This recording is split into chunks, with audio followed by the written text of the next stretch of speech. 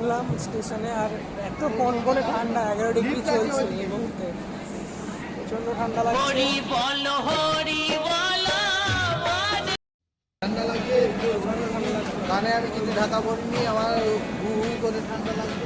বাবার দাদা কিছু একটা পড়েছে সোয়েটার বা বাট আমি কিছুই পরিনি। আমরা এখন দাঁড়িয়ে আছি এখানে সবার সাথে, সবাই নিজের নিজের সুটকেস নিয়ে এবং জিনিসপত্র নিয়ে দাঁড়িয়ে আছে। একটু পরে আমরা বেরিয়ে যাবো স্টেশন থেকে। তারপর এত ঠান্ডা লাগলে তো আমাদের জ্যাকেটটা মানে জোর জোরস্তি বের করতে হলো ব্যাগটা থেকে, যে ব্যাগটা থেকে। আর এখন আমরা সবাই দাঁড়িয়ে আছি, আমাদের ফ্যামিলি সবাই আমরা থেকে হাওয়া বেরোচ্ছে। প্রথম দুদিন থাকবো যেহেতু আমরা হরিদ্বারে, তো হরিদ্বারে দেখো স্টেশন থেকে আমরা বেরিয়ে গেছি, কিছু এরকম দৃশ্য দেখতে পাচ্ছি। বাবা এখানে যোগ ও নিদ্রায় মগ্ন হয়ে আছেন।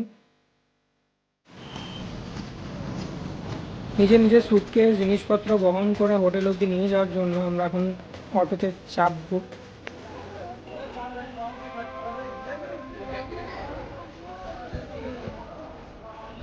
ফাইনালি আমরা চলে এসেছি হোটেলে, শুধুমাত্র রুমের চাবির জন্য অপেক্ষা করছি।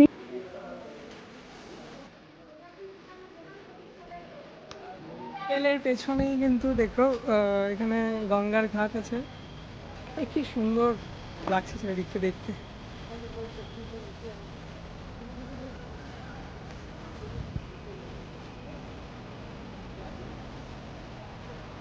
হেভি লাগছে না? বান্দর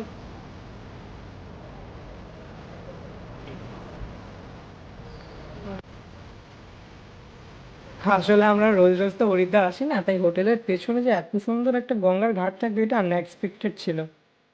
গঙ্গায় স্নান, হোটেলে খাওয়া দাওয়া, রেস্ট করে আমরা বিকেলবেলা আবার ঘুরতে বেরিয়ে গেছি।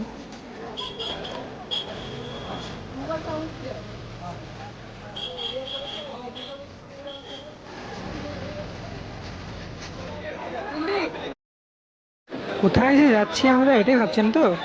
আরে বাবা, আপনাদের কনফিউশন দূর করবার জন্য তো আমি আছি নাকি। তো আমরা এখন যাচ্ছি সন্ধ্যা আরতি দেখতে, তবে একেবারে আগেই সন্ধ্যা আরতি দেখতে যাবো না, চারিদিকে একটু ঘুরবো ফিরবো, তারপরে সন্ধ্যাটা হোক।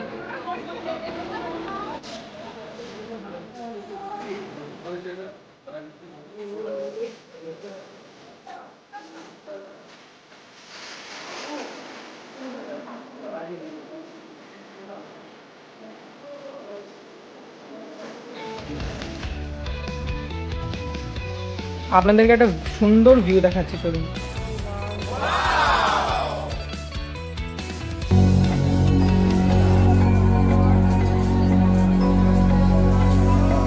ওইটার থেকেও সেরা একটা জিনিস দেখাই আপনাদেরকে, দেখুন।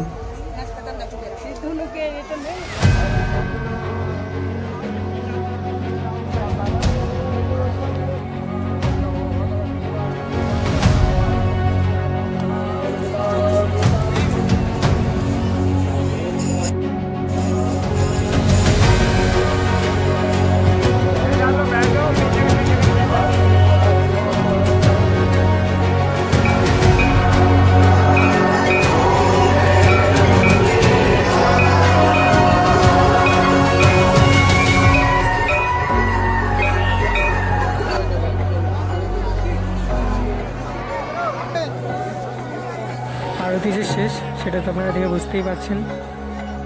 আমার মা এখন চললো গঙ্গায় প্রদীপ দিতে। হরে